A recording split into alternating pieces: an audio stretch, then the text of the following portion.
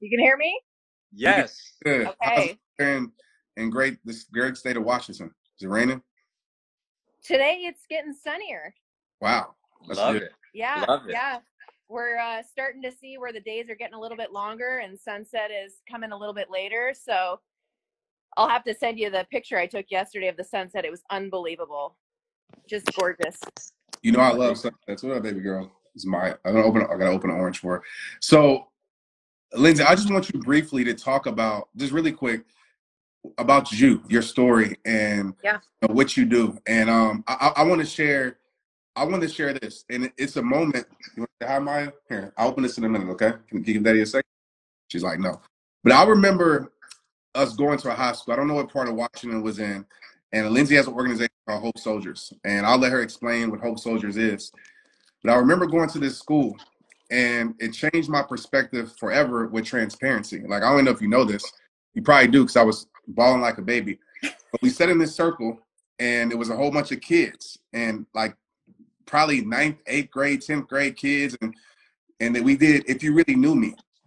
And everybody went around and told a truth that they didn't share with other people. And when I heard these kids' stories on the things that they were going through and battling with their family, addiction at 13, 12 years old, and it was life-changing for me. Like, Yep. it was life-changing for me. So I always want to thank you for that, because that's kind of the seed of transparency in me that really changed my life in a special way. So I want you to know that. But yeah, tell people just why you do what you do, why you help people the way you help people. Remember, they taught us how to do this when we could relate to Yep. something that they were saying and we could feel it, just let them know, give them some love. Yeah, that was a powerful moment for me too. So I guess to kind of like rewind, I struggled with addiction for many years. And in my first year of recovery, I really dove into my relationship with God. And one of the things that I looked to the most was inspiration, online to try to continue recovering and healing. And a friend of mine showed me your videos. And the first one that I watched, I'm pretty sure, was How to Stop Breaking Your Own Heart. And that was, something that really hit me very deeply. And I related so much to what Brenda said, just about in that victim mentality. It's really common for people in addiction to be in a victim mentality because trauma is the gateway to addiction. And I had a lot of trauma that was unresolved. And so when you take away the drugs, you still have shit that you have to work on and heal from and move forward from in order to be able to become who you were meant to be. I didn't know anything about purpose until I started watching your videos. So, as I'm watching these videos, I'm starting to get inspired to do something to make a difference. At the same time, 3 people from my high school class overdosed on heroin. So this is back in 2012. And it was like a time where people weren't really talking about addiction. They weren't talking about it being an epidemic. So I was one of the first people in Washington State to host a overdose awareness event in the state of Washington. And I reached out to Trent and asked him if he would come and be the keynote speaker, and he was willing. And I set him up in a room, and I got him an Xbox One right when it very first came out as his compensation. I was like, I'll do this. And you're like, okay, yeah, sure. Like, I don't think you really believed that I was going to do it, but I did it. So long story short, Trent came out to Seattle and he spoke at a high school, but he had to follow several people who talked about losing a loved one to addiction.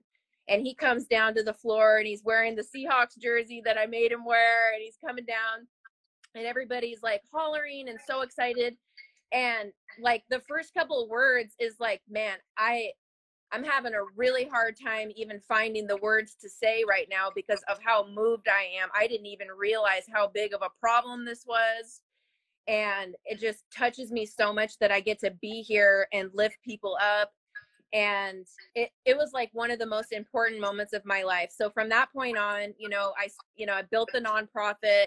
It ended up becoming a really big thing, but there was still a lot that I had to work on. There was a lot that I hadn't addressed. I still had this victim mentality. I still was stuck in drama, constant drama. I remember I lost my job, and I texted Trent, and I was like, Trent, I lost my job. Like, I don't know what to do. And you're like, well, are you going to sink or swim? And for me, it was like, I needed that reality check. I needed somebody that I knew cared about me enough to tell me the truth and wasn't going to sugarcoat it. One of the things that you say that I now say myself is I never sugarcoat anything. I'm not planning on starting today. And so that's kind of like how I feel now when I work with people who are just like me. But honestly, like, you taught me what purpose was, and it changed the entire trajectory of my life. Everything that I learned from you helped me step out of the excuses, out of the victim mentality, out of this poor me, all these bad things happened to me and I need sympathy. Well, what I needed was to use my pain and turn it into purpose. And so you taught me how to do that, how to turn my pain into purpose, how to use it as a stepping stone to get to the next level. Like, you know, you and I still feel like we have such a strong bond. And like, there are still things today that you say online or to me directly. Like, we were talking about allergies and anti-inflammatory foods. So I went on an anti-inflammatory diet and it completely changed my health for a long time.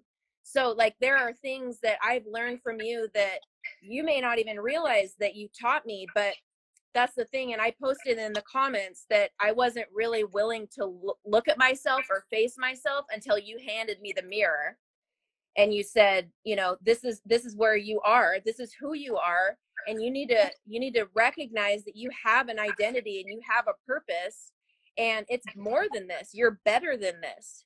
And you know, there was a time where I lost somebody really close to me to an overdose, and it was the worst thing that I have ever gone through.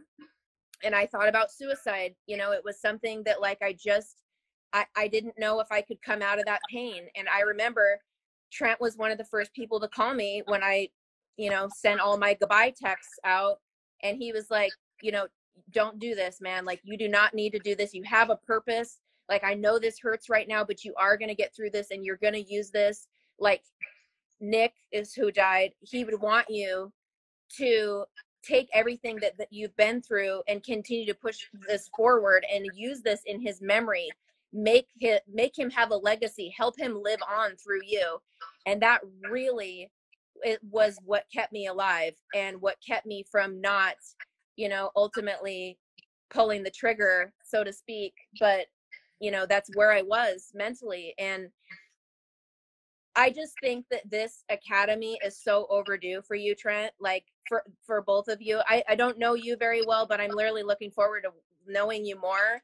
And anybody that knows Trent is a friend of mine. Like, Trent has a really small circle and he keeps it small for a reason, because it's about people that are going to sow into him just as much as he sows into them.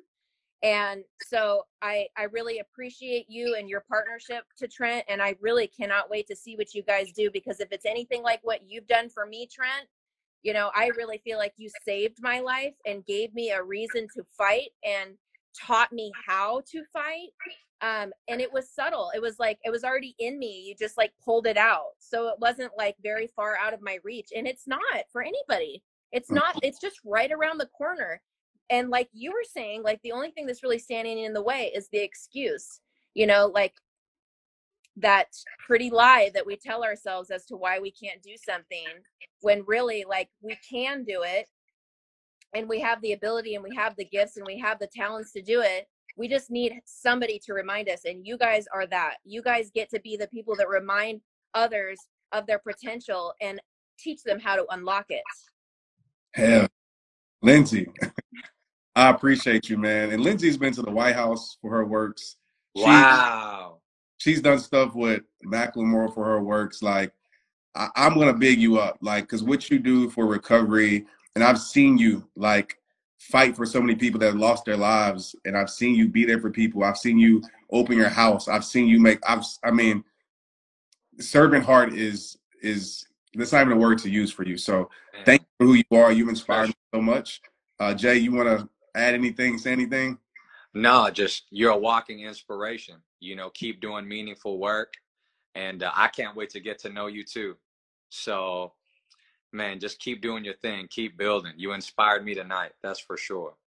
Thank you. I can't wait to see what you guys do with this. It's going to be big. If you want another awesome video in our Black Excellence series, check out the video right there next to me. I think you'll enjoy it. Continue to believe, and I'll see you there.